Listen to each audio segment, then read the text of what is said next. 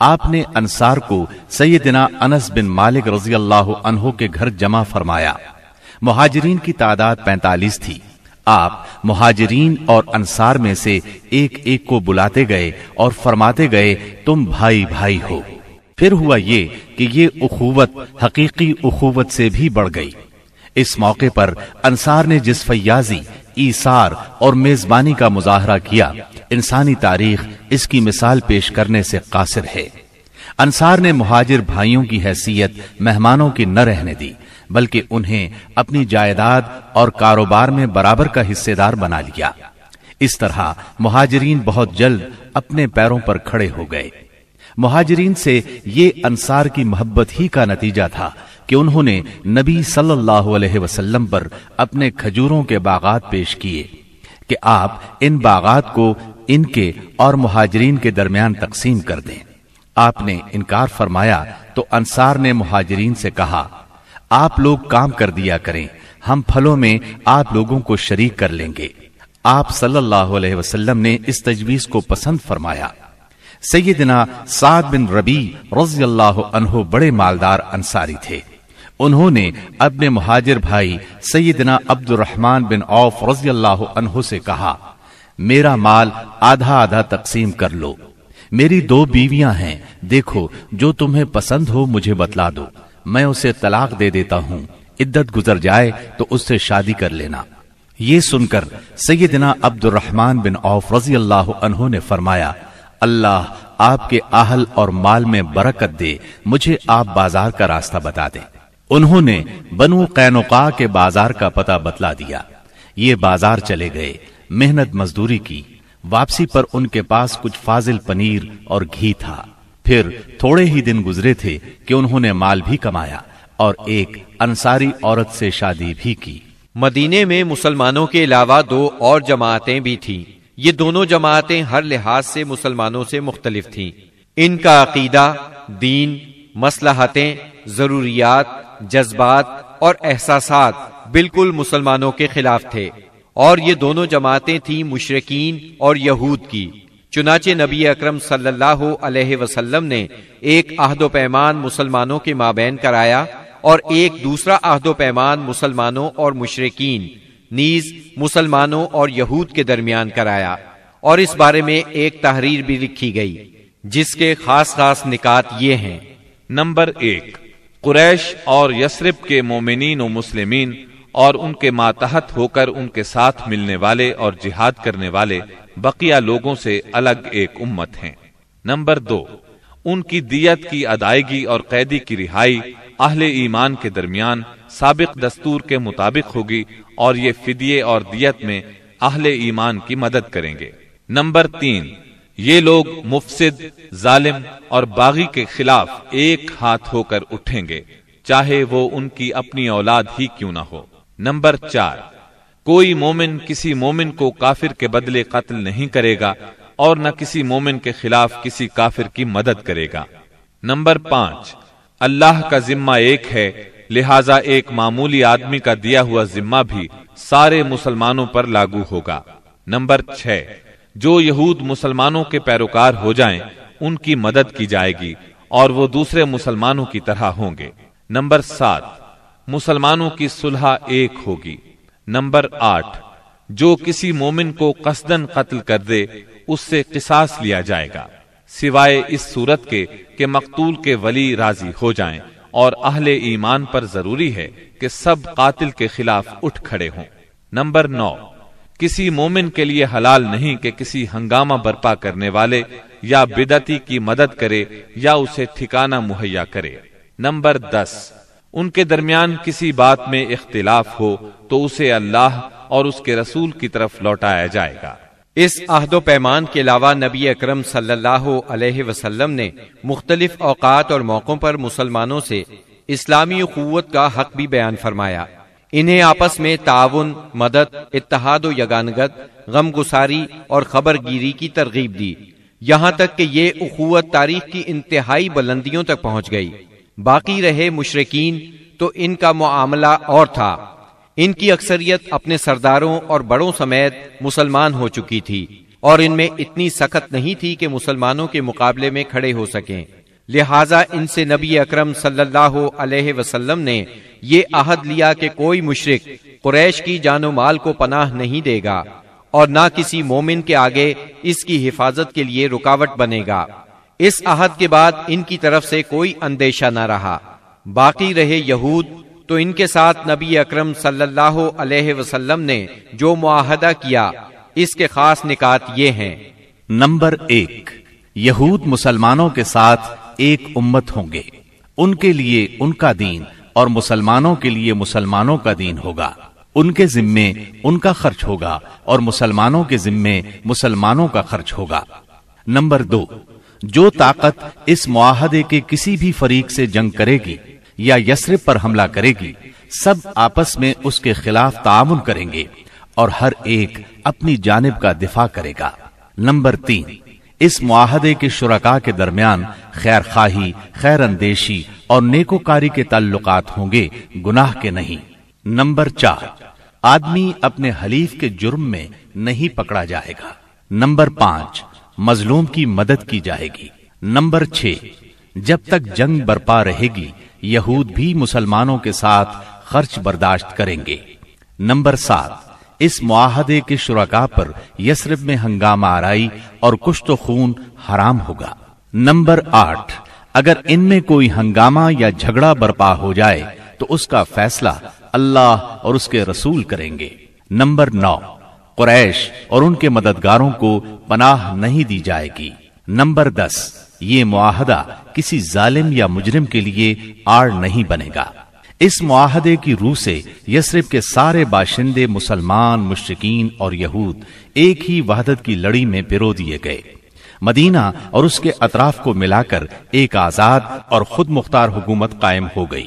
اس میں مسلمانوں کا کلمہ نافذ تھا اور اس کے سربراہ محمد صلی اللہ علیہ وسلم تھے۔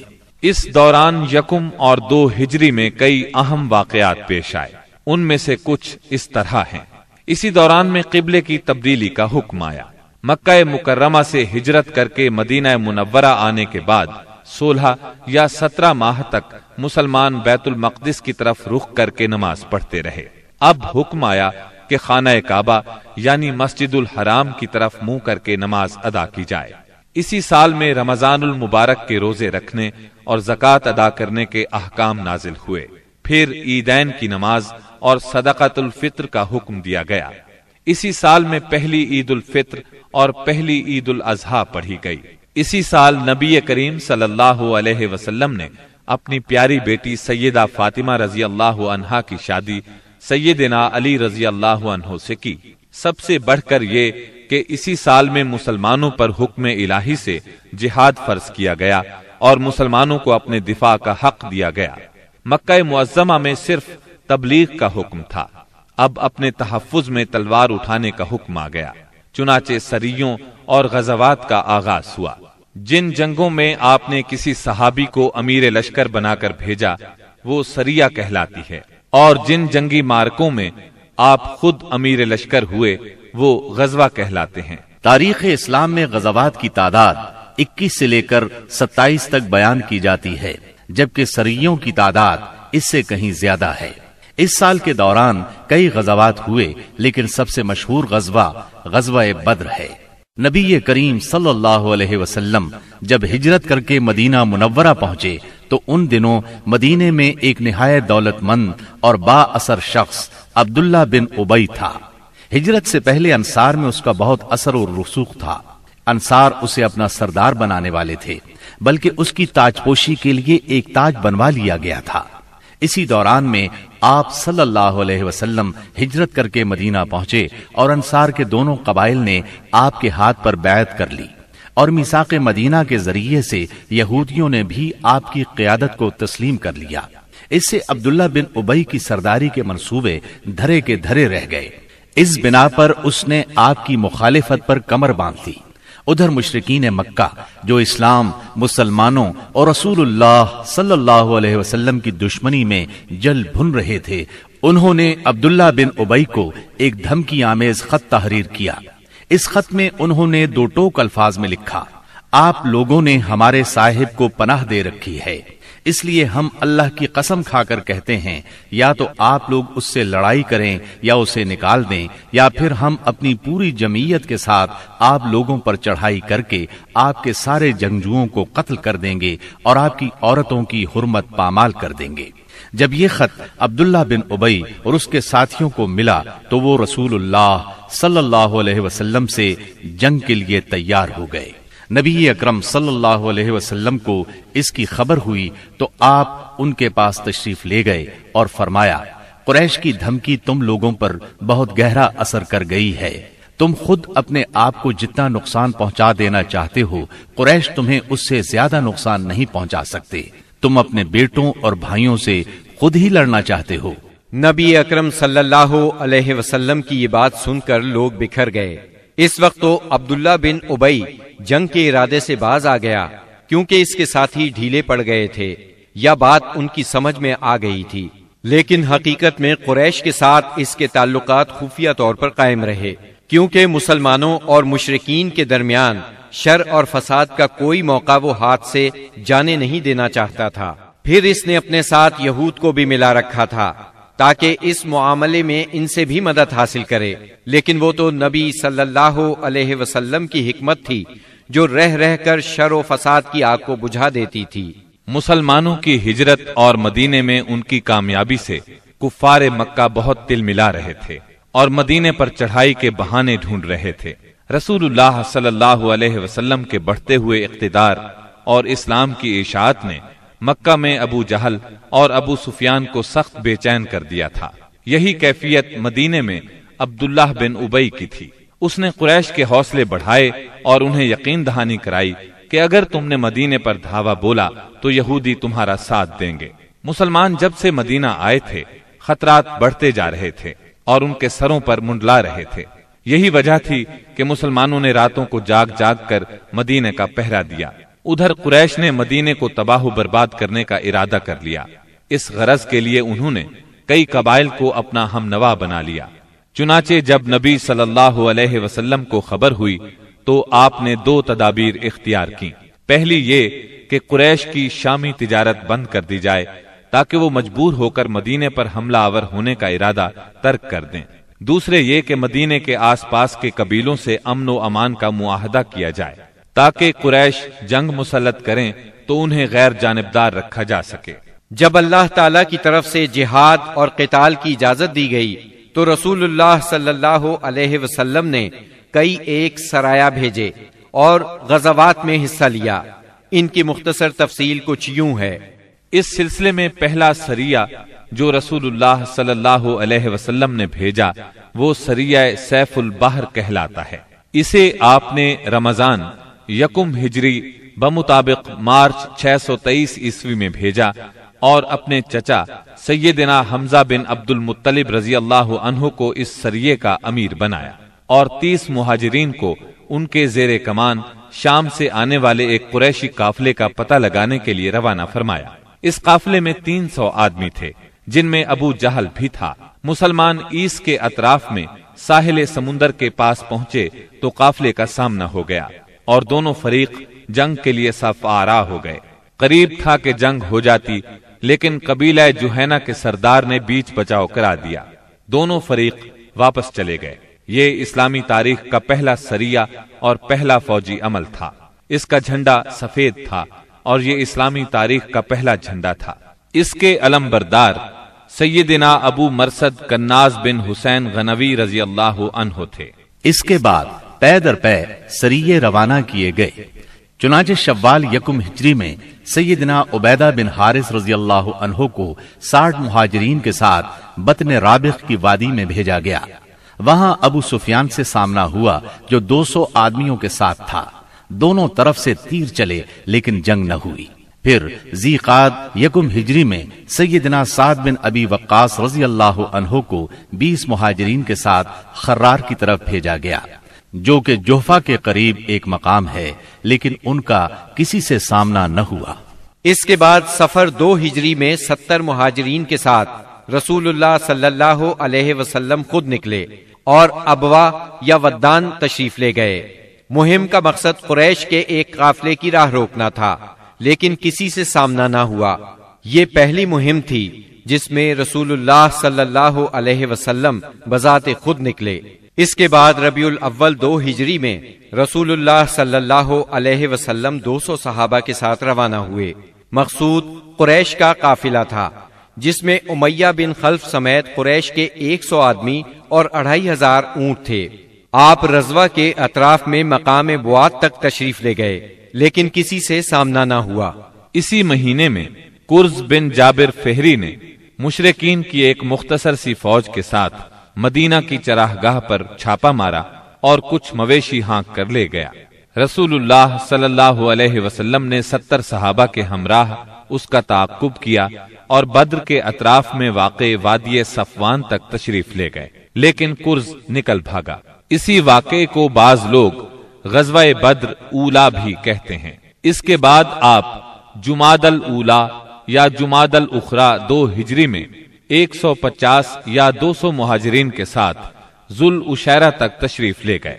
مقصود قریش کے ایک قافلے کو روکنا تھا جو ملک شام جا رہا تھا، لیکن آپ کے پہنچنے سے پہلے وہ جا چکا تھا۔ اس سفر میں آپ نے بنو مدلج اور ان کے حلیف بنو زمرہ سے جنگ نہ کرنے کا معاہدہ کیا۔ پھر رجب 2 ہجری میں نبی اکرم صلی اللہ علیہ وسلم نے سیدنا عبداللہ بن جہش اسدی رضی اللہ عنہ کو 12 مہاجرین کے ساتھ مکہ اور طائف کے درمیان ایک مقام نخلہ کی طرف روانہ کیا۔ مقصد یہ تھا کہ وہ قریش کے ایک قافلے کی خبر لائیں، مگر ان لوگوں نے قافلے پر حملہ کر کے عمر بن حضرمی کو قتل اور عبداللہ بن مغیرہ کے بیٹے عثمان اور مغیرہ کے غلام حکیم بن کیسان کو قید کر لیا اور قافلے کو ہانک لائے۔ ان کے ایسا کرنے پر آپ ان سے ناراض ہوئے، چنانچہ قیدیوں کو چھوڑ دیا گیا اور مقتول کا خون بہا ادا کیا گیا۔ یہ واقعہ رجب کی آخری تاریخ کو پیش آیا تھا، اس لیے مشرکین نے شور مچایا کہ مسلمانوں نے حرام مہینے کی حرمت پامال کر ڈالی۔ اس پر سورہ بقرہ کی آیت 217 نازل ہوئی۔ يسألونك عن الشهر الحرام قتال فيه قل قتال فيه كبير وصد عن سبيل الله وكفر به والمسجد الحرام وإخراج أهله منه أكبر عند الله والفتنة أكبر من القتل۔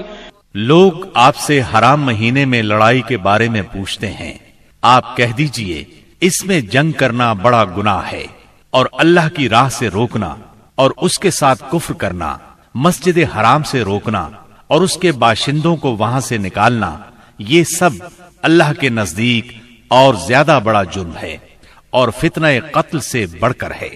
یہ تھی جنگی نقل و حرکت جو مدینہ منورہ اور اس کے اطراف کے امن کی حفاظت کے لیے نبی صلی اللہ علیہ وسلم اور مسلمانوں نے قائم کر رکھی تھی۔ اس سے قریش کو یہ بتلانا بھی مقصود تھا کہ اگر وہ اپنے شر سے باز نہ آئے تو انجام برا ہوگا، لیکن وہ اپنی خودسری اور تکبر میں بڑھتے ہی چلے گئے۔ چنانچہ بدر کے میدان میں انہوں نے اس کی سزا پا لی اور جزا بہرحال گھاٹے ہی کی تھی۔ 17 رمضان 2 ہجری کو غزوہ بدر ہوا۔ یہ قریش اور مسلمانوں کے درمیان پہلا فیصلہ کن معرکہ تھا۔ اس کا سبب یہ ہوا کہ رسول اللہ صلی اللہ علیہ وسلم جس قافلے کے لیے ذوالعشیرہ تک تشریف لے گئے تھے اور وہ بچ کر شام چلا گیا تھا، آپ صلی اللہ علیہ وسلم اس کی طاق میں تھے اور اس کی خبر لانے کے لیے آپ نے شام کے مقام ہورا تک طلحہ بن عبید اللہ اور سعید بن زید رضی اللہ عنہما کو بھیجا۔ چنانچہ جیسے ہی یہ قافلہ وہاں سے گزرا، انہوں نے فوراً مدینہ منورہ خبر پہنچائی۔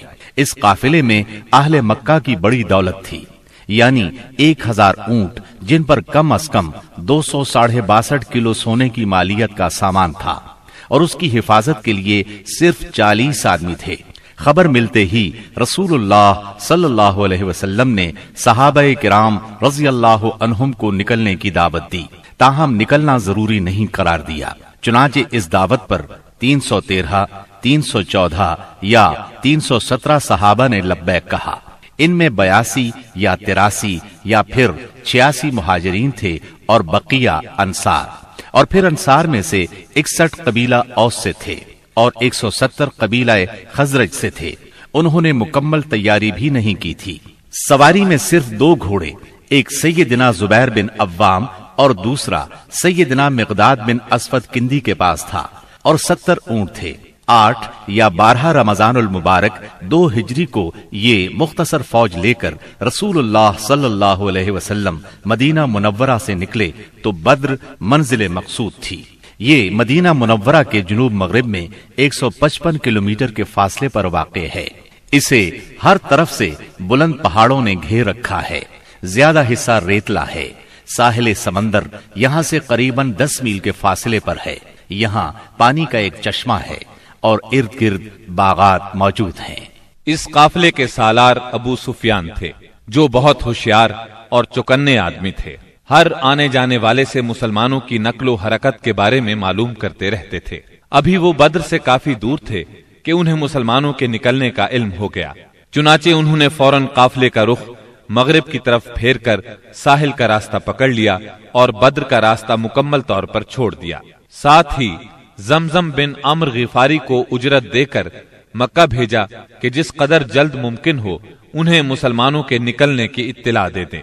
उसने खबर पहुंचाई तो अहले मक्का निहायत तेजी से तैयार हुए और सब के सब निकले।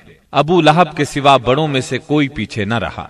आसपास के कबाइल के लोग भी साथ ले लिए। जब ये लश्कर मकाम जुहफा पर पहुंचा तो अबू सुफियान का पैगाम मिला। इसमें उसने अपने बच निकलने की इत्तिला दी थी और ये मुतालबा किया था कि मक्का वापस पलट जाएं। चुनाचे लोगों ने वापसी का इरादा कर लिया, मगर अबू जहल ने अपने तकब्बुर और अकड़ की वजह से वापस जाने से इनकार कर दिया। कुरैश की फौज में 1000 आदमी थे, जिनके पास 100 घोड़े और 600 जिरें थी और ऊंट कसरत से थे। एक तरफ इन्हें अपनी कसरत पर नाज और साजो सामान पर फख्र था, तो दूसरी तरफ नबी करीम सल्लल्लाहु अलैहि वसल्लम इज्जो इनकिसार से अल्लाह की बारगाह में हाथ फैलाए दुआ कर रहे थे। आपकी दुआ के अल्फाज ये थे: ऐ बारी ताला, अगर मुसलमानों की ये मुट्ठी भर जमात हलाक हो गई तो रूए जमीन पर कभी तेरी इबादत न की जाएगी। ऐ अल्लाह, अगर तू चाहे तो आज के बाद कभी तेरी इबादत न की जाए। आपने खूब तजर्रो और खुलूस से दुआ की, यहाँ तक कि आपकी चादर आपके कंधों से गिर गई। सैयदना अबू बकर रज़ियल्लाहु अन्हु ने चादर दुरुस्त की और अर्ज किया: ऐ अल्लाह के रसूल, बस करें। आपने अपने रब से जी भर के दुआ फरमा ली। दोनों लश्कर आमने सामने आए तो सबसे पहले मुशरिकीन में से बेहतरीन सालार उतबा, शैबा और वलीद बिन उतबा मैदान में निकले। उतबा और शैबा रबिया के बेटे थे। उन्होंने ललकार कर कहा: आओ, तुम में से कौन हमारे मुकाबले पर आता है। मुकाबले के लिए अंसार के 3 जवान निकले, एक औफ, दूसरे मुअव्विज। ये दोनों हारिस के बेटे थे, तीसरे अब्दुल्ला बिन रवाहा रज़ियल्लाहु अन्हुम। कुरैशियों ने कहा: तुम कौन लोग हो? उन्होंने कहा: हम अंसार की एक जमात हैं। कुरैशियों ने कहा: आप लोग शरीफ मद्दे मुकाबिल हैं, लेकिन हमें आपसे सरोकार नहीं। हम तो अपने चचेरे भाइयों को चाहते हैं। फिर उनके मुनादी ने आवाज लगाई: मुहम्मद, हमारे पास हमारी कौम के हमसरों को भेजो। रसूलुल्लाह सल्लल्लाहु अलैहि वसल्लम ने फरमाया: उबैदा बिन हारिस उठो, हमजा उठो, अली उठो। जब ये लोग उठे और कुरैशियों के करीब पहुंचे तो उन्होंने पूछा: आप कौन लोग हैं? उन्होंने अपना तारुफ कराया। कुरैशियों ने कहा: आप लोग शरीफ मद्दे मुकाबिल हैं। इसके बाद मारका आराई हुई। सैयदना उबैदा बिन हारिस ने उतबा बिन रबिया से मुकाबला किया।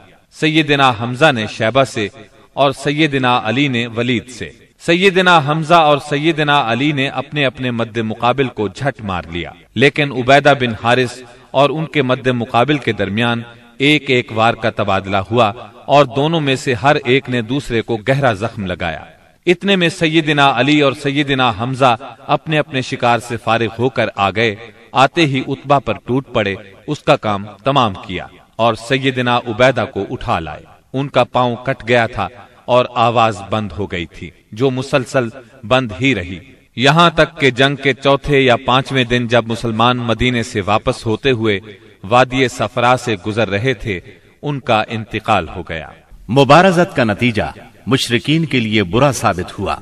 चुनाचे वो गुस्से से बेकाबू होकर मुसलमानों की सफों में तुंदी के साथ टूट पड़े।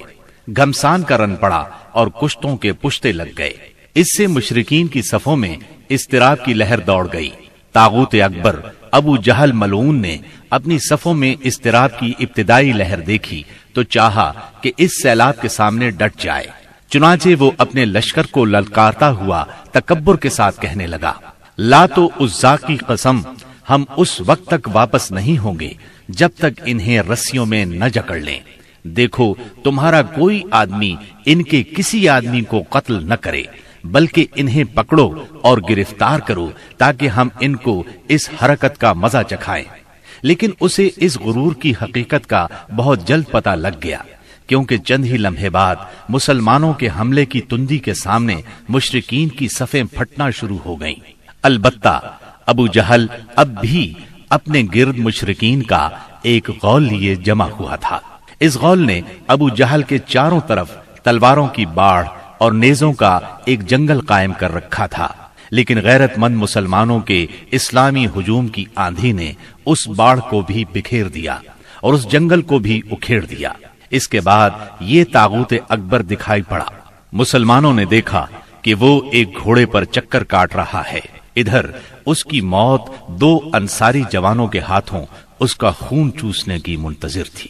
طاغوت اکبر ابو جہل کے قتل کا عبرتناک واقعہ بیان کرتے ہوئے عبد الرحمن بن عوف رضی اللہ عنہ فرماتے ہیں کہ میں جنگ بدر کے روز صف کے اندر تھا کہ اچانک مڑا تو کیا دیکھتا ہوں کہ دائیں بائیں 2 نوعمر جوان ہیں۔ گویا ان کی موجودگی سے میں حیران ہو گیا کہ اتنے میں ایک نے اپنے ساتھی سے چھپا کر مجھ سے کہا، چچا جان مجھے ابو جہل کو دکھلا دیجیے۔ میں نے کہا، بھتیجے تم اسے کیا کرو گے؟ اس نے کہا، مجھے بتایا گیا ہے کہ وہ رسول اللہ صلی اللہ علیہ وسلم کو گالی دیتا ہے۔ اس ذات کی قسم جس کے ہاتھ میں میری جان ہے، اگر میں نے اس کو دیکھ لیا تو میرا وجود اس کے وجود سے الگ نہ ہوگا، یہاں تک کہ ہم میں سے جس کی موت پہلے لکھی ہے وہ مر جائے۔ وہ کہتے ہیں مجھے اس پر تعجب ہوا۔ اتنے میں دوسرے نوعمر نوجوان نے مجھے اشارے سے متوجہ کر کے یہی بات کہی۔ ان کا بیان ہے کہ میں نے چند ہی لمحوں بعد دیکھا کہ ابو جہل لوگوں کے درمیان چکر کاٹ رہا ہے۔ میں نے کہا، ارے دیکھتے نہیں، یہ رہا تم دونوں کا شکار جس کے بارے میں تم مجھ سے پوچھ رہے تھے۔ فرماتے ہیں کہ یہ سنتے ہی وہ دونوں شاہین اپنی تلواریں لیے جھپٹ پڑے اور اسے مار کر قتل کر دیا۔ پھر پلٹ کر رسول اللہ صلی اللہ علیہ وسلم کے پاس آئے۔ آپ نے فرمایا، تم میں سے کس نے قتل کیا ہے؟ دونوں نے کہا، میں نے قتل کیا ہے۔ آپ نے دونوں کی تلواریں دیکھیں اور فرمایا، تم دونوں نے قتل کیا ہے۔ البتہ ابو جہل کا سامان معاذ بن عمرو بن جموح کو دیا۔ دونوں حملہ آوروں کا نام معاذ بن عمرو بن جموح اور معاذ بن افرا ہے۔ سیرت نگار ابن اسحاق کا بیان ہے کہ معاذ بن عمرو بن جموح نے کہا کہ میں نے مشرکین کو سنا وہ ابو جہل کے بارے میں کہہ رہے تھے، ابو الحکم تک کسی کی رسائی نہ ہو۔ معاذ بن عمرو کہتے ہیں کہ جب میں نے یہ بات سنی تو اسے اپنے نشانے پر لے لیا اور اس کی سمت جمع رہا۔ جب گنجائش ملی تو میں نے حملہ کر دیا اور ایسی ضرب لگائی کہ اس کا پاؤں نصف پنڈلی سے اڑ گیا۔ واللہ جس وقت یہ پاؤں اڑا ہے تو میں اس کی تشبیہ صرف اس گٹھلی سے دے سکتا ہوں جو موصل کی مار پڑنے پر جھٹک کر اڑ جائے۔ کہتے ہیں کہ ادھر میں نے ابو جہل کو مارا اور ادھر اس کے بیٹے اکرما نے میرے کندھے پر تلوار چلائی، جس سے میرا ہاتھ کٹ کر میرے بازو کے چمڑے سے لٹک گیا اور لڑائی میں مخل ہونے لگا۔ میں اسے اپنے ساتھ گھسیٹتے ہوئے سارا دن لڑا، لیکن جب وہ مجھے اذیت پہنچانے لگا تو میں نے اس پر اپنا پاؤں رکھا اور اسے زور سے کھینچ کر الگ کر دیا۔ اس کے بعد ابو جہل کے پاس معوذ بن افرا پہنچے، وہ زخمی تھا۔ انہوں نے اسے ایسی ضرب لگائی کہ وہ وہیں ڈھیر ہو گیا، صرف سانس آتی جاتی رہی۔ اس کے بعد معوذ بن افرا خود بھی لڑتے ہوئے شہید ہو گئے۔ جب معرکہ ختم ہو گیا تو رسول اللہ صلی اللہ علیہ وسلم نے فرمایا، کون ہے جو دیکھے کہ ابو جہل کا انجام کیا ہوا؟ اس پر صحابہ کرام اس کی تلاش میں بکھر گئے۔ عبداللہ بن مسعود رضی اللہ عنہ نے اسے اس حالت میں پایا کہ ابھی سانس آ جا رہی تھی۔ انہوں نے اس کی گردن پر پاؤں رکھا اور سر کاٹنے کے لیے داڑھی پکڑی اور فرمایا، او اللہ کے دشمن، آخر اللہ نے تجھے رسوا کیا نا؟ اس نے کہا، مجھے کاہے کو رسوا کیا؟ کیا جس شخص کو تم لوگوں نے قتل کیا ہے اس سے بھی بلند پایا کوئی آدمی ہے؟ یا جس کو تم لوگوں نے قتل کیا اس سے بھی کوئی اوپر آدمی ہے؟ پھر بولا کاش مجھے کسانوں کی بجائے کسی اور نے قتل کیا ہوتا۔ اس کے بعد کہنے لگا مجھے بتاؤ فتح کس کی ہوئی؟ عبداللہ بن مسعود رضی اللہ عنہ نے فرمایا اللہ اور اس کے رسول صلی اللہ علیہ وسلم کی۔ اس کے بعد عبداللہ بن مسعود رضی اللہ عنہ سے جو اس کی گردن پر پاؤں رکھ چکے تھے کہنے لگا او بکری کے چرواہے، تو بڑی اونچی اور مشکل جگہ پر چڑھ گیا۔ واضح رہے کہ عبداللہ بن مسعود رضی اللہ عنہ مکے میں بکریاں چرایا کرتے تھے۔ اس گفتگو کے بعد عبداللہ بن مسعود رضی اللہ عنہ نے اس کا سر کاٹ لیا اور رسول اللہ صلی اللہ علیہ وسلم کی خدمت میں لا کر حاضر کرتے ہوئے عرض کیا یا رسول اللہ صلی اللہ علیہ وسلم، یہ رہا اللہ کے دشمن ابو جہل کا سر۔ آپ نے 3 بار فرمایا واقعی اس اللہ کی قسم جس کے سوا کوئی معبود نہیں۔ اس کے بعد فرمایا اللہ اکبر، الحمد للہ الذی صدق وعدہ ونصر عبدہ وہزم الاحزاب وحدہ۔ اللہ اکبر، تمام حمد اللہ کے لیے ہے جس نے اپنا وعدہ سچ کر دکھایا، اپنے بندے کی مدد فرمائی اور تنہا سارے گروہوں کو شکست دی۔ پھر فرمایا چلو مجھے اس کی لاش دکھاؤ۔ جب آپ صلی اللہ علیہ وسلم کو لاش دکھائی گئی تو آپ نے فرمایا یہ اس امت کا فرعون ہے۔ معاذ بن عمرو اور معوذ بن افرا کے ایمان افروز کارناموں کا ذکر ہو چکا ہے۔ حقیقت یہ ہے کہ اس معرکے میں قدم قدم پر ایمان کے ایسے تابناک نقوش پیش آئے جن میں عقیدت کی قوت اور اصول کی پختگی نمایاں اور جلوگر تھی۔ اس معرکے میں باپ اور بیٹے میں، بھائی اور بھائی میں صف آرائی ہوئی، اصولوں کے اختلاف پر تلواریں بے نیام ہوئیں اور مظلوم و مقہور نے ظالم و قاہر سے ٹکرا کر اپنے غصے کی آگ بجھائی۔ ابن عباس رضی اللہ عنہ سے روایت ہے کہ نبی صلی اللہ علیہ وسلم نے صحابہ کرام سے فرمایا مجھے معلوم ہے کہ بنو ہاشم وغیرہ کے کچھ لوگ زبردستی میدان جنگ میں لائے گئے ہیں، انہیں ہماری جنگ سے کوئی سروکار نہیں ہے، لہٰذا بنو ہاشم کا کوئی آدمی کسی کی زد میں آ جائے تو وہ قتل نہ کرے، اور ابو البختری بن ہشام کسی کی زد میں آ جائے تو وہ اسے قتل نہ کرے، اور عباس بن عبد المطلب کسی کی زد میں آ جائے تو وہ بھی انہیں قتل نہ کرے کیونکہ وہ بالجبر لائے گئے ہیں۔ اس پر عتبہ کے صاحبزادے ابو حذیفہ رضی اللہ عنہ نے کہا کیا ہم اپنے باپ بیٹوں، بھائیوں اور کنبے قبیلے کے لوگوں کو قتل کریں گے اور عباس کو چھوڑ دیں گے؟ اللہ کی قسم اگر اس سے میری مٹ بھیڑ ہو گئی تو میں اسے تلوار کی لگام پہنا دوں گا۔ یہ خبر رسول اللہ صلی اللہ علیہ وسلم کو پہنچی تو آپ نے عمر بن خطاب رضی اللہ عنہ سے فرمایا کیا رسول اللہ صلی اللہ علیہ وسلم کے چچا کے چہرے پر تلوار ماری جائے گی؟ عمر رضی اللہ عنہ نے کہا یا رسول اللہ مجھے چھوڑیے، میں تلوار سے اس شخص کی گردن اڑا دوں، کیونکہ اللہ کی قسم یہ شخص منافق ہو گیا ہے۔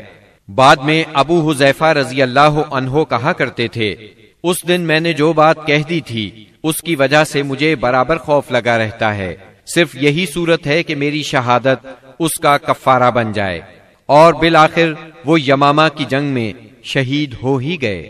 ابو البختری کو قتل کرنے سے اس لیے منع کیا گیا تھا کہ مکے میں یہ شخص سب سے زیادہ رسول اللہ صلی اللہ علیہ وسلم کی ایذا رسانی سے اپنا ہاتھ روکے ہوئے تھا، آپ کو کسی قسم کی تکلیف نہ پہنچاتا تھا اور نہ اس کی طرف سے کوئی ناگوار بات سننے میں آتی تھی، اور یہ ان لوگوں میں سے تھا جنہوں نے بنی ہاشم اور بنی مطلب کے بائیکاٹ کا صحیفہ چاک کیا تھا۔ لیکن ان سب کے باوجود ابو البختری کو قتل کر دیا گیا۔ ہوا یہ کہ مجزر بن زیاد سے اس کی مد بھیڑ ہو گئی، اس کے ساتھ اس کا ایک اور ساتھی بھی تھا، دونوں ساتھ ساتھ لڑ رہے تھے۔ مجزر نے کہا ابو البختری، رسول اللہ صلی اللہ علیہ وسلم نے ہمیں آپ کو قتل کرنے سے منع کیا ہے۔ اس نے کہا اور میرا ساتھی؟ مجزر نے کہا نہیں واللہ ہم آپ کے ساتھی کو نہیں چھوڑ سکتے۔ اس نے کہا اللہ کی قسم تب میں اور وہ دونوں مریں گے۔ اس کے بعد دونوں نے لڑائی شروع کر دی، مجزر نے مجبوراً اسے بھی قتل کر دیا۔ مکے کے اندر جاہلیت کے زمانے سے عبد الرحمن بن عوف رضی اللہ عنہ اور امیہ بن خلف میں باہم دوستی تھی۔ جنگ بدر کے روز امیہ اپنے لڑکے علی کا ہاتھ پکڑے کھڑا تھا کہ اتنے میں ادھر سے عبد الرحمن بن عوف کا گزر ہوا۔ وہ دشمن سے کچھ زرہیں چھین کر لادے لیے جا رہے تھے۔ امیہ نے انہیں دیکھ کر کہا، کیا تمہیں میری ضرورت ہے؟ میں تمہاری ان زرہوں سے بہتر ہوں۔ آج جیسا منظر تو میں نے دیکھا ہی نہیں۔ کیا تمہیں دودھ کی حاجت نہیں؟ مطلب یہ تھا کہ جو مجھے قید کرے گا میں اسے فدیے میں خوب ددھیل اونٹنیاں دوں گا۔ یہ سن کر عبد الرحمن بن عوف رضی اللہ عنہ نے زرہیں پھینک دی اور دونوں کو گرفتار کر کے آگے بڑھے۔ عبد الرحمن بن عوف رضی اللہ عنہ کہتے ہیں کہ میں امیہ اور اس کے بیٹے کے درمیان چل رہا تھا کہ امیہ نے پوچھا، آپ لوگوں میں کون سا آدمی تھا جو اپنے سینے پر شتر مرغ کا پر لگائے ہوئے تھا؟ میں نے کہا، وہ حمزہ بن عبد المطلب رضی اللہ عنہ تھے۔ امیہ نے کہا، یہی شخص ہے جس نے ہمارے اندر تباہی مچا رکھی تھی۔ سیدنا عبد الرحمن رضی اللہ عنہ کہتے ہیں کہ واللہ میں ان دونوں کو لیے جا رہا تھا کہ اچانک بلال رضی اللہ عنہ نے امیہ کو میرے ساتھ دیکھ لیا تو انہوں نے کہا، او ہو کفار کا سرغنہ امیہ بن خلف، اب یا تو میں بچوں گا یا یہ بچے گا۔ میں نے کہا، اے بلال رضی اللہ عنہ، یہ میرا قیدی ہے۔ انہوں نے کہا، اب یا تو میں رہوں گا یا یہ رہے گا۔ پھر نہایت بلند آواز سے پکارا، اے اللہ کے مددگارو، یہ رہا کفار کا سرغنہ امیہ بن خلف، اب یا تو میں رہوں گا یا یہ رہے گا۔ عبد الرحمن بن عوف رضی اللہ عنہ کہتے ہیں کہ اتنے میں لوگوں نے ہمیں گھیرے میں لے لیا۔ میں ان کا بچاؤ کر رہا تھا مگر ایک آدمی نے تلوار سے اس کے بیٹے کے پاؤں پر ضرب لگائی اور وہ وہیں گر گیا۔ ادھر امیہ نے اتنے زور سے چیخ ماری کہ میں نے ویسی چیخ کبھی سنی ہی نہ تھی۔ میں نے کہا، نکل بھاگو، مگر آج بھاگنے کی گنجائش نہیں۔ اللہ کی قسم میں تمہارے کچھ کام نہیں آ سکتا۔ عبد الرحمن رضی اللہ عنہ فرماتے ہیں کہ لوگوں نے اپنی تلواروں سے ان دونوں کو کاٹ کر ان کا کام تمام کر دیا۔ اس کے بعد عبد الرحمن بن عوف رضی اللہ عنہ کہا کرتے تھے، اللہ بلال رضی اللہ عنہ پر رحم کرے، میری زرہیں بھی گئیں اور میرے قیدی کے بارے میں مجھے تڑپا بھی دیا۔ سیدنا عمر بن خطاب رضی اللہ عنہ نے اپنے ماموں عاص بن ہشام بن مغیرہ کو قتل کیا۔ سیدنا ابو بکر صدیق رضی اللہ عنہ نے اپنے بیٹے عبد الرحمن کو، جو اس وقت مشرکین کے ہمراہ تھے، پکار کر کہا، او خبیث، میرا مال کہاں ہے؟ عبد الرحمن نے جواب میں ایک شعر کہا جس کا ترجمہ یوں ہے، ہتھیار، تیز رو گھوڑے اور اس تلوار کے سوا کچھ باقی نہیں جو بڑھاپے کی گمراہی کا خاتمہ کرتی ہے۔ جس وقت مسلمانوں نے مشرکین کی گرفتاری شروع کی، رسول اللہ صلی اللہ علیہ وسلم چھپر میں تشریف فرما تھے اور سعد بن معاذ رضی اللہ عنہ تلوار حمائل کیے دروازے پر پہرا دے رہے تھے۔ رسول اللہ صلی اللہ علیہ وسلم نے دیکھا کہ سعد رضی اللہ عنہ کے چہرے پر لوگوں کی اس حرکت کا ناگوار اثر پڑ رہا ہے۔ آپ نے فرمایا، اے سعد، ایسا محسوس ہوتا ہے کہ تم کو مسلمانوں کا یہ کام ناگوار ہے۔ انہوں نے کہا، جی ہاں، اللہ کی قسم، اے اللہ کے رسول، یہ اہل شرک کے ساتھ پہلا معرکہ ہے جس کا موقع اللہ نے ہمیں فراہم کیا ہے، اس لیے اہل شرک کو باقی چھوڑنے کی بجائے مجھے یہ بات زیادہ پسند ہے کہ انہیں خوب قتل کیا جائے اور اچھی طرح کچل دیا جائے۔ اس جنگ میں عکاشہ بن محسن اسدی رضی اللہ عنہ کی تلوار ٹوٹ گئی۔ وہ رسول اللہ صلی اللہ علیہ وسلم کی خدمت میں حاضر ہوئے۔ آپ نے انہیں ایک چھڑی تھما دی اور فرمایا، عکاشہ، اسی سے لڑائی کرو۔ عکاشہ نے اسے رسول اللہ صلی اللہ علیہ وسلم سے لے کر ہلایا تو وہ ایک لمبی، مضبوط اور چمچم کرتی ہوئی سفید تلوار میں تبدیل ہو گئی۔ پھر انہوں نے اسی سے لڑائی کی یہاں تک کہ اللہ نے مسلمانوں کو فتح نصیب فرمائی۔ اس تلوار کا نام اون یعنی مدد رکھا گیا تھا۔ یہ تلوار مستقلاً عکاشہ رضی اللہ عنہ کے پاس رہی اور وہ اسی کو لڑائیوں میں استعمال کرتے رہے، یہاں تک کہ دور صدیقی میں مرتدین کے خلاف جنگ کرتے ہوئے شہید ہو گئے۔ اس وقت بھی یہ تلوار ان کے پاس ہی تھی۔ خاتمہ جنگ کے بعد مصعب بن عمیر ابدری رضی اللہ عنہ اپنے بھائی ابو عزیز عمیر ابدری کے پاس سے گزرے۔ ابو عزیز نے مسلمانوں کے خلاف جنگ لڑی تھی اور اس وقت ایک انصاری صحابی اس کا ہاتھ باندھ رہے تھے۔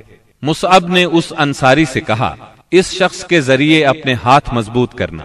اس کی ماں بڑی مالدار ہے، وہ غالباً تمہیں اچھا فدیہ دے گی۔ اس پر ابو عزیز نے اپنے بھائی مصعب رضی اللہ عنہ سے کہا، کیا میرے بارے میں تمہاری یہی وصیت ہے؟ مصعب رضی اللہ عنہ نے فرمایا، ہاں، تمہاری بجائے یہ انصاری میرا بھائی ہے۔ جب مشرکین کی لاشوں کو کنویں میں ڈالنے کا حکم دیا گیا اور عتبہ بن ربیہ کو کنویں کی طرف گھسیٹ کر لے جایا جانے لگا تو رسول اللہ صلی اللہ علیہ وسلم نے اس کے صاحبزادے ابو حذیفہ رضی اللہ عنہ کے چہرے پر نظر ڈالی، دیکھا تو غمزدہ تھے، چہرہ بدلا ہوا تھا۔ آپ صلی اللہ علیہ وسلم نے فرمایا، ابو حذیفہ، غالباً اپنے والد کے سلسلے میں تمہارے دل کے اندر کچھ احساسات ہیں۔ انہوں نے کہا، نہیں واللہ یا رسول اللہ، میرے اندر میرے باپ کے بارے میں اور ان کے قتل کے بارے میں ذرا بھی لرزش نہیں، البتہ میں اپنے باپ کے متعلق جانتا تھا کہ ان میں سوجھ بوجھ ہے، دور اندیشی اور فضل و کمال ہے، اس لیے میں آس لگائے بیٹھا تھا کہ یہ خوبیاں انہیں اسلام تک پہنچا دیں گی، لیکن اب ان کا انجام دیکھ کر اور اپنی توقع کے خلاف کفر پر ان کا خاتمہ دیکھ کر مجھے افسوس ہے۔ اس پر رسول اللہ صلی اللہ علیہ وسلم نے سیدنا ابو حذیفہ رضی اللہ عنہ کے حق میں دعائے خیر فرمائی اور ان سے بھلی بات کہی۔ آخر کار اسلام نے کفر پر فتح پائی۔ اس غزوہ بدر میں قریش کا سردار ابو جہل بھی مارا گیا۔ یہ وہی ابو جہل تھا جس نے نبی کریم صلی اللہ علیہ وسلم اور مسلمانوں پر ظلم و ستم کے پہاڑ توڑے تھے۔ 70 کافر موت کے گھاٹ اترے، 70 ہی گرفتار ہوئے، باقی دم دبا کر بھاگ نکلے۔ مسلمانوں میں صرف 14 شہید ہوئے، ان میں 6 مہاجر اور 8 انصاری تھے۔ اس جنگ نے اسلام کے دشمنوں کی طاقت کا جنازہ نکال دیا، ان کا بھرم کھل گیا اور ان کا غرور خاک میں مل گیا۔ جب رسول اللہ صلی اللہ علیہ وسلم مدینہ پہنچ چکے تو آپ نے قیدیوں کے بارے میں مشورہ کیا۔ سیدنا ابو بکر نے فدیہ لینے کی رائے دی، جبکہ سیدنا عمر کی رائے یہ تھی کہ انہیں قتل کر دیا جائے۔ انہوں نے فرمایا، میرا قریبی میرے حوالے کریں اور میں اسے قتل کروں۔ عقیل بن ابی طالب سیدنا علی کے حوالے کریں، وہ اس کی گردن کو اڑائیں، یہاں تک کہ اللہ کو معلوم ہو جائے کہ ہمارے دلوں میں مشرکین کے لیے کوئی نرم گوشہ نہیں ہے، اور یہ حضرات مشرکین کے ائمہ اور قائدین ہیں۔ رسول اللہ صلی اللہ علیہ وسلم نے فدیہ لینا طے کیا۔ یہ فدیہ 4000 سے 3000 اور کم از کم 1000 درہم تک تھا، اور ان میں سے جو لکھنا پڑھنا جانتے تھے ان کا فدیہ یہ قرار دیا گیا کہ وہ 10 بچوں کو لکھنا پڑھنا سکھا دیں۔ غزوہ بدر میں قریش کے 70 آدمی مارے گئے، ان میں عتبہ اور ابو جہل جیسے رئیس شامل تھے۔ ابو جہل کے بعد قریش کا سردار ابو سفیان کو بنایا گیا، یہ بنو امیہ سے تھے۔ اس طرح بنو امیہ کے وقار میں اضافہ ہو گیا۔ جمادی الاولی 3 ہجری میں قریش نے اپنا ایک قافلہ عراق کے راستے ملک شام بھیجا۔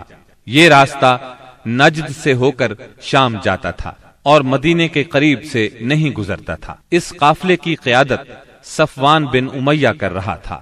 رسول اللہ صلی اللہ علیہ وسلم کو اس کا علم ہو گیا۔ آپ نے سیدنا زید بن حارثہ رضی اللہ عنہ کی کمان میں 200 سواروں کا ایک دستہ بھیج دیا۔ قریش کا قافلہ نجد میں قردہ نامی ایک چشمے پر پڑاؤ ڈال رہا تھا کہ سیدنا زید رضی اللہ عنہ نے اس پر حملہ کر دیا۔ نتیجہ یہ ہوا کہ پورا قافلہ ان کے قبضے میں آ گیا، البتہ اس میں جتنے آدمی تھے سب نکل بھاگے۔ صرف قافلے کا رہنما فرات بن حیان گرفتار ہو سکا، اس نے اسلام قبول کر لیا۔ مال غنیمت کی مقدار 1,00,000 درہم تھی، اور غزوہ بدر کے بعد قریش کے لیے یہ سب سے زیادہ تکلیف دہ مار تھی۔ غزوہ بدر کے بعد غزوات کے سلسلے میں تیزی آ گئی۔ 3 ہجری میں غزوہ بحران، غزوہ غطفان، غزوہ حمیر الاسد اور غزوہ احد اس سال کامیابی سے لڑے گئے۔ البتہ غزوہ احد واحد غزوہ ہے جس میں مسلمانوں کو بہت تکلیف دہ صورتحال کا سامنا کرنا پڑا۔ اپنی ایک غلطی کی وجہ سے وقتی طور پر شکست کا منہ دیکھنا پڑا۔ بدر میں ذلت آمیز شکست اور قریش کے بڑے بڑے سرداروں کے قتل کے بعد مکہ معظمہ کے ہر گھر میں کوہرام مچ گیا۔ اب قریش کے سردار ابو سفیان تھے، ان کی یہ ذمہ داری تھی کہ وہ غزوہ بدر کے مقتولین کا انتقام لیں۔ चुनाचे मुशरिकीन ने बद्र से वापसी पर मन्नत मानी कि वो जब तक मुसलमानों से बद्र का इंतकाम नहीं लेंगे गुस्ले जनाबत नहीं करेंगे।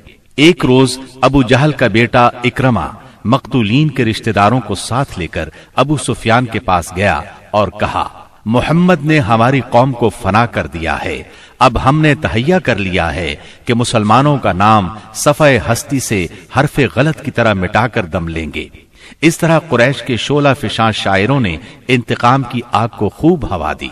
इस तरह सारा अरब गोया आतिश फिशां बन गया। उधर मुसलमान भी ये बात अच्छी तरह जानते थे कि कुरैश मक्का अपने 70 सरदारों का इंतकाम जरूर लेंगे। चुनाचे मुसलमान कुफारे मक्का की सरगर्मियों से बाखबर रहने की पूरी कोशिश कर रहे थे। शव्वाल 3 हिजरी में रसूलुल्लाह सल्लल्लाहु अलैहि वसल्लम को इत्तला मिली कि कुरैश का लश्कर मदीना मुनव्वरा की तरफ बढ़ रहा है और उसकी तादाद 3000 है। इस पर आपने सहाबाए किराम रजी अल्लाह अन्हुम से मशवरा किया। अक्सर मुहाजिरीन और तजर्बाकार सहाबा ने मशवरा दिया कि खवातीन को एक मोहल्ले में जमा कर दिया जाए और शहर के अंदर रहकर मुकाबला किया जाए। अब्दुल्ला बिन उबई मुनाफिक ने भी यही राय दी, लेकिन नौजवान सहाबा के एक गिरोह ने इस बात पर इसरार किया कि शहर से निकलकर दुश्मन का मुकाबला किया जाए। दरअसल ये नौजवान सहाबा कम उम्र होने की वजह से गज़वाए बद्र में शिरकत नहीं कर सके थे, इसलिए उन पर जोश तारी था। नबी अकरम सल्लल्लाहु अलैहि वसल्लम घर तशरीफ लाए और ज़िराह पहनकर बाहर तशरीफ ले गए। अब लोगों को निदामत महसूस हुई कि क्यों शहर से बाहर जाकर लड़ने का मशवरा दिया। चुनाचे उन्होंने कहा, अगर आप पसंद फरमाएं तो शहर में रहकर दुश्मन से मुकाबला किया जाए। जवाब में आपने फरमाया, रसूल को ज़ेबा नहीं कि हथियार पहनकर बगैर किताल के उतार दे। चुनाचे आप 1000 का लश्कर लेकर मदीना मुनव्वरा से निकले। इसके बाद नबी सल्लल्लाहु अलैहि वसल्लम ने लश्कर को 3 हिस्सों में तकसीम किया। मुहाजिरीन का दस्ता, इसका परचम सैयदना मुसअब बिन उमैर रज़ियल्लाहु अन्हु को अता किया। कबीला औस का दस्ता, इसका अलम उसैद बिन हुजैर रज़ियल्लाहु अन्हु को अता फरमाया। तीसरा कबीला खजरज का दस्ता, इसका अलम हुबाब बिन मुंजिर रज़ियल्लाहु अन्हु को अता फरमाया। पूरा लश्कर 1000 मर्दाने जंगी पर मुश्तमिल था, जिनमें 100 ज़िरापोश और 50 शाहसवार थे। सैयदना इब्ने उम्मे मक्तूम रज़ियल्लाहु अन्हु को इस काम पर मुकर्रर फरमाया कि वो मदीने के अंदर रह जाने वाले लोगों को नमाज पढ़ाएंगे। इसके बाद कूच का ऐलान फरमाया और लश्कर ने शिमाल का रुख किया। सैयदना साद बिन मुआज और साद बिन उबादा रज़ियल्लाहु अन्हुमा ज़िरा पहने नबी सल्लल्लाहु अलैहि वसल्लम के आगे आगे चल रहे थे। रात उहुद और मदीने के दरमियान बसर की। तुलुए फज्र से कुछ पहले आप फिर चल पड़े और मकाम शौत पहुंचकर नमाज फज्र अदा की। इसी जगह से अब्दुल्ला बिन उबई मुनाफिक अपने 300 साथियों के साथ अलग हो गया। उसने ये कहते हुए मदीना मुनव्वरा का रुख किया, आपने हमारी राय को कोई अहमियत नहीं दी, इसलिए हम वापस जाते हैं। इस बगावत और वापसी के बाद रसूलुल्लाह सल्लल्लाहु अलैहि वसल्लम ने बाकी मानदा लश्कर को लेकर, जिसकी तादाद 700 थी, दुश्मन की तरफ कदम बढ़ाया। दुश्मन का पड़ाव आपके और उहुद के दरमियान कई समत से हायल था, इसलिए आपने दरियाफ्त किया कि कोई आदमी है जो हमें दुश्मन के पास से गुजरे बगैर किसी करीबी रास्ते से ले चले। इसके जवाब में अबू खैसमा रजी अल्लाह अन्हो ने अर्ज किया, या रसूल अल्लाह, मैं इस खिदमत के लिए हाजिर हूँ। फिर उन्होंने एक मुख्तसर रास्ता इख्तियार किया। वहां पहुंचकर नबी करीम सल्लल्लाहु अलैहि वसल्लम ने आगे बढ़कर वादी के आखिरी सिरे पर वाक़े उहुद पहाड़ की घाटी में नुज़ूल फरमाया और वहीं अपने लश्कर का कैंप लगवाया। सामने मदीना था और पीछे उहुद का पहाड़। इस तरह दुश्मन का लश्कर मुसलमानों और मदीने के दरमियान हद फासिल बन गया। यहाँ पहुंचकर रसूलुल्लाह सल्लल्लाहु अलैहि वसल्लम ने लश्कर की तरतीब व तंजीम कायम की और जंगी नुक्ता नजर से उसे कई सफों में तकसीम फरमाया। उनकी कमान सैयदना अब्दुल्लाह बिन जुबैर बिन नौमान रजी अल्लाह अन्हु के सपुर्द की और उन्हें वादी कनात के जुनूबी किनारे पर वाक़े एक छोटी सी पहाड़ी पर, जो इस्लामी लश्कर के कैंप से कोई 150 मीटर जुनूब मशरिक में वाक़े है और अब जबल रुमात के नाम से मशहूर है, तैनात फरमाया और उन्हें हिदायत देते हुए फरमाया, اگر تم لوگ دیکھو کہ ہمیں پرندے اچک رہے ہیں تو بھی اپنی جگہ نہ چھوڑنا یہاں تک کہ میں بلا بھیجوں، اور اگر تم دیکھو کہ ہم نے قوم کو شکست دی ہے اور انہیں کچل دیا ہے تو بھی اپنی جگہ نہ چھوڑنا یہاں تک کہ میں بلا بھیجوں۔ باقی لشکر کی ترتیب یہ تھی: دائیں جانب والے لشکر پر سیدنا منذر بن عمرو مقرر تھے، اور بائیں جانب والے لشکر پر زبیر بن عوام، اور ان کا معاون سیدنا مقداد بن اسود کو بنایا گیا۔ سیدنا زبیر کو یہ مہم بھی سونپی گئی کہ وہ خالد بن ولید کے شاہ سواروں کی راہ روکے رکھیں۔ اس ترتیب کے علاوہ صف کے اگلے حصے میں ایسے ممتاز اور منتخب بہادر مسلمان رکھے گئے جن کی جانبازی اور دلیری کا شہرہ تھا اور جنہیں ہزاروں کے برابر مانا جاتا تھا۔ یہ منصوبہ بڑی باریکی اور حکمت پر مبنی تھا، جس سے نبی کریم صلی اللہ علیہ وسلم کی فوجی قیادت کی عبقریت کا پتہ چلتا ہے، اور ثابت ہوتا ہے کہ کوئی کمانڈر کیسا ہی بالیاقت کیوں نہ ہو، آپ سے زیادہ باریک اور باحکمت منصوبہ تیار نہیں کر سکتا۔ یہ تھی نبی کریم صلی اللہ علیہ وسلم کی لشکر کی ترتیب و تنظیم، جو 7 شوال 3 ہجری کی صبح عمل میں آئی۔ ادھر مشرکین نے بھی صف بندی ہی کے اصول پر اپنے لشکر کو منظم کیا تھا۔ ان کا سپہ سالار ابو سفیان تھا، جس نے قلب لشکر میں اپنا مرکز بنایا تھا۔ دائیں جانب خالد بن ولید سالار تھے، جو ابھی مشرک تھے، اور بائیں جانب کا سالار اکرمہ بن ابو جہل تھا۔ پیدل فوج کی کمان صفوان بن امیہ کے پاس تھی، اور تیر اندازوں پر عبداللہ بن ربیہ مقرر ہوئے۔ جھنڈا بنو عبد الدار کی ایک چھوٹی سی جماعت کے ہاتھ میں تھا۔ اس کے بعد دونوں فریق آمنے سامنے اور قریب آ گئے، اور لڑائی کا مرحلہ شروع ہو گیا۔ جنگ کے پہلے مرحلے کی ابتدا مشرکین کے علمبردار طلحہ بن ابی طلحہ سے ہوئی۔ اس نے مسلمانوں کو للکارا۔ اس کی للکار سن کر سیدنا زبیر رضی اللہ عنہ فوراً صف سے نکل کر آگے آئے، اس کے مقابل ہوئے، بڑھ کر ایک بھرپور وار کیا۔ طلحہ فوراً ہی جہنم رسید ہو گیا۔ طلحہ کے گرتے ہی جھنڈا اس کے بھائی عثمان نے اٹھا لیا اور مسلمانوں کو مقابلے کے لیے پکارا۔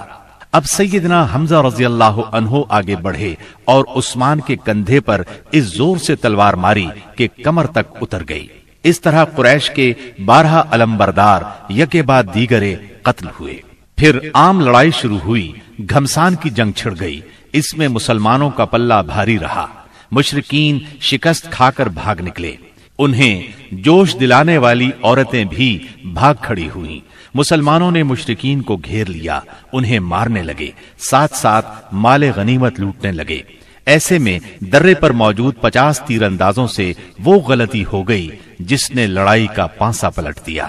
ہوا یوں کہ نبی اکرم صلی اللہ علیہ وسلم نے ان 50 تیر اندازوں کو یہ ہدایت فرمائی تھی کہ اس درے کو کسی حال میں نہ چھوڑنا، لیکن جب مسلمانوں کو کامیابی ہوئی، کافر بھاگنے لگے اور مسلمان انہیں مارنے کاٹنے کے ساتھ ساتھ مال غنیمت بھی لوٹنے لگے، تو انہوں نے بھی درہ چھوڑ دیا اور مال غنیمت لوٹنے کے لیے دوڑ پڑے۔ تیر اندازوں کے سردار سیدنا عبداللہ بن جبیر رضی اللہ عنہ نے انہیں روکنے کی کوشش کی، لیکن وہ مال غنیمت کی طرف متوجہ ہو گئے۔ قریشی فوج میں خالد بن ولید موجود تھے۔ انہیں اللہ نے غضب کی جنگی مہارت عطا کی تھی۔ انہوں نے اپنی مہارت سے فوراً بھانپ لیا کہ موقع بہت اچھا ہے، مسلمانوں پر اس درے کی طرف سے حملہ کر دینا چاہیے۔ چنانچہ انہوں نے اپنے دستے کو ساتھ لیا اور چکر کاٹ کر درے تک پہنچ گئے۔ وہاں سیدنا عبداللہ بن جبیر رضی اللہ عنہ اور ان کے ساتھیوں کو شہید کر کے یہ لوگ پیچھے کی طرف سے مسلمانوں پر ٹوٹ پڑے۔ اس طرح مسلمان دونوں طرف سے گھیرے میں آ گئے۔ اس طرح 700 مسلمانوں کی فوج اچانک 3000 کے نرغے میں آ گئی۔ زبردست جنگ ہوئی، 70 صحابہ شہید ہو گئے، مسلمان منتشر ہو کر رہ گئے۔ اسلامی فوج کے علمبردار سیدنا مصعب بن عمیر رضی اللہ عنہ کی شکل و صورت رسول اللہ صلی اللہ علیہ وسلم سے بہت ملتی جلتی تھی۔ وہ شہید ہو گئے تو بعض لوگوں نے سمجھا رسول اللہ صلی اللہ علیہ وسلم شہید ہو گئے۔ اس خبر سے اسلامی فوج بد دل ہو گئی، ان میں سراسیمگی پھیل گئی، وہ مایوس ہو گئے۔ بڑے بڑے بہادروں کی طاقت جواب دے گئی۔ کچھ دیر بعد اتفاق سے کعب بن مالک رضی اللہ عنہ نے رسول اللہ صلی اللہ علیہ وسلم کو دیکھ لیا۔ وہ بلند آواز سے پکارے، مسلمانوں، رسول اللہ صلی اللہ علیہ وسلم زندہ ہیں۔ مسلمان اس طرف لپکے اور آپ کو حلقے میں لے لیا۔ لڑائی کے دوران میں ایک پتھر آپ صلی اللہ علیہ وسلم کی پیشانی مبارک پر لگا، اس سے زرہ کی 2 کڑیاں آپ کی پیشانی میں دھنس گئیں۔ ایک اور پتھر آ کر لگا، اس سے آپ کے 2 دانت شہید ہو گئے۔ مسلمانوں کے پھر پلٹ آنے پر آخر کافروں کو بھاگتے بنی۔ 70 مسلمانوں کی لاشیں خون اور مٹی میں لت پت پڑی تھیں۔ کفار نے انتقام کی آگ کو اس طرح ٹھنڈا کیا کہ ان میں سے اکثر کے ناک اور کان کاٹ لیے۔ آپ کے چچا سیدنا حمزہ رضی اللہ عنہ کی ناش کے بھی ناک کان کاٹ ڈالے گئے۔ سرور کائنات صلی اللہ علیہ وسلم نے چچا کی لاش دیکھی تو آپ دیدہ ہو گئے، تاہم صبر فرمایا۔ قریش مکہ کے لیے دعا فرمائی، اے اللہ میری قوم کو ہدایت فرما کیونکہ وہ مجھے نہیں جانتے۔ اس کے بعد آپ مسلمان زخمیوں اور شہیدوں کی خبر لینے کے لیے میدان میں تشریف لائے۔ بعض لوگ اس وقت تک بعض شہداء کو مدینے کی طرف لے چلے تھے۔ آپ نے انہیں حکم دیا کہ انہیں ان کی شہادت گاہوں میں واپس لایا جائے اور سارے شہداء کو غسل اور نماز جنازہ کے بغیر ان کے کپڑوں ہی میں دفن کیا جائے۔ آپ نے 2 اور 3 شہیدوں کو ایک ہی قبر میں دفن کیا، اور ایسا بھی ہوا کہ 2 شہیدوں کو ایک ہی کپڑے میں دفن کیا گیا۔ درمیان میں اسخر گھاس ڈال دی گئی۔ لحد میں اس شخص کو آگے کیا جسے قرآن زیادہ یاد تھا۔ آپ نے فرمایا، میں ان لوگوں کے بارے میں قیامت کے دن گواہی دوں گا۔ لوگوں نے سیدنا حنظلہ بن ابی عامر رضی اللہ عنہ کی لاش اس حالت میں پائی کہ وہ زمین سے اوپر اٹھی ہوئی تھی اور اس سے پانی ٹپک رہا تھا۔ رحمت دو عالم صلی اللہ علیہ وسلم نے فرمایا، فرشتے انہیں غسل دے رہے ہیں۔ ان کا واقعہ یہ ہے کہ ان کی نئی شادی ہوئی تھی، بیوی کے ساتھ ہی تھے کہ جنگ کی دعوت کانوں میں پڑی۔ وہ بیوی کو چھوڑ کر سیدھے میدان جنگ میں آ گئے، پھر حالت جنابت ہی میں لڑتے ہوئے شہید ہو گئے۔ چنانچہ فرشتوں نے انہیں غسل دیا، اس لیے انہیں غسیل الملائکہ کہا جاتا ہے۔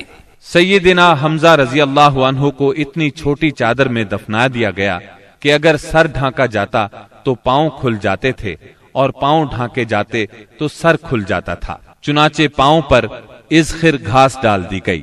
یہی صورتحال سیدنا مصعب بن عمیر رضی اللہ عنہ کے ساتھ پیش آئی۔ شہداء کے دفن اور ان کے لیے دعا کے بعد نبی اکرم صلی اللہ علیہ وسلم اور صحابہ کرام مدینے کی طرف چلے۔ راستے میں کچھ عورتیں ملی جن کے عزیز شہید ہوئے تھے۔ نبی صلی اللہ علیہ وسلم نے انہیں تسلی دی اور ان کے لیے دعا فرمائی۔ بنو دینار کی ایک خاتون آئی جن کے شوہر، بھائی اور باپ شہید ہو گئے تھے۔ جب انہیں ان کے عزیزوں کی شہادت کی خبر دی گئی تو بولی، رسول اللہ صلی اللہ علیہ وسلم کی کیا خبر ہے؟ انہیں بتایا گیا رسول اللہ صلی اللہ علیہ وسلم خیریت سے ہیں۔ وہ بولی، میں آپ کو دیکھنا چاہتی ہوں۔ لوگوں نے اشارے سے بتایا۔ جب ان کی نظر آپ پر پڑی تو بولی، کل مصیبت بعدک جلل، کہ آپ کے بعد ہر مصیبت ہیچ ہے۔ مدینے پہنچ کر مسلمانوں نے ہنگامی حالت میں رات گزاری۔ جسموں پر زخم ہی زخم تھے، تھکن سے بدن چور چور تھے اور غم و الم کی کیفیت طاری تھی۔ اس کے باوجود وہ مدینے کا پہرا دیتے رہے اور رسول اللہ صلی اللہ علیہ وسلم کی پہرے داری کرتے رہے۔ ادھر رسول اللہ صلی اللہ علیہ وسلم نے محسوس کیا کہ دشمن کی نقل و حرکت پر نظر رکھنا ضروری ہے تاکہ وہ مدینے کا رخ کریں تو ان سے کھلے میدان ہی میں 2 ہاتھ کر لیے جائیں۔ چنانچہ صبح ہوئی تو آپ نے اعلان فرمایا، دشمن سے مقابلے کے لیے چلنا ہے، اور صرف وہی آدمی جا سکتا ہے جو احد کی لڑائی میں شریک تھا۔ اس پر لوگوں نے کہا، ہم نے بات سنی اور مانی۔ چنانچہ سب لوگ مدینہ منورہ سے روانہ ہوئے۔ آپ نے 8 میل دور حمراء الاسد کے مقام پر پہنچ کر پڑاؤ ڈالا۔ ادھر مشرکین نے مدینہ منورہ سے 36 میل دور مقام روحا پر پڑاؤ ڈالا اور مدینے پر دوبارہ چڑھائی کرنے کا مشورہ شروع کر دیا۔ انہیں افسوس اس بات کا تھا کہ انہوں نے ایک بہترین موقع کھو دیا۔ ایسے میں معبد بن ابی معبد خزائی آپ کی خدمت میں حاضر ہوا۔ یہ آپ کے خیر خواہوں میں سے تھا۔ حمراء الاسد میں آپ کے سامنے پہنچ کر اس نے احد کے واقعے پر تعزیت کی۔ آپ نے اس سے فرمایا، تم جا کر ابو سفیان سے ملو اور اس کی حوصلہ شکنی کرو۔ معبد روحا پہنچا۔ उस वक्त तक मुशरिकीन मदीने की तरफ पलट पड़ने का फैसला कर चुके थे। माबद ने उन्हें बुरी तरह डराया, कहने लगा, मुहम्मद ऐसी जमीयत लेकर निकले हैं कि मैंने ऐसी मिसाल पहले नहीं देखी। वो सब लोग तुम्हारे खिलाफ गुस्से से भरे हुए हैं, भड़के हुए हैं। उन पर इस कदर जोश तारी है कि मैंने ऐसी मिसाल पहले कभी नहीं देखी। नीज मेरा ख्याल है कि तुम कूच करने से पहले पहले उस लश्कर का हरावल दस्ता इस टीले के पीछे से नमूदार होता हुआ देख लोगे। उसकी बातें सुनकर मक्की लश्कर के हौसले पस्त हो गए, अज़ाइम ढीले पड़ गए। चुनांचे अबू सुफियान ने एक काफिले के जरिए से ये पैगाम भेजा, लोग तुम्हारे खिलाफ हैं, उनसे डरो। ये पैगाम उन्होंने इसलिए भेजा कि मुसलमान उनकी तरफ ना आए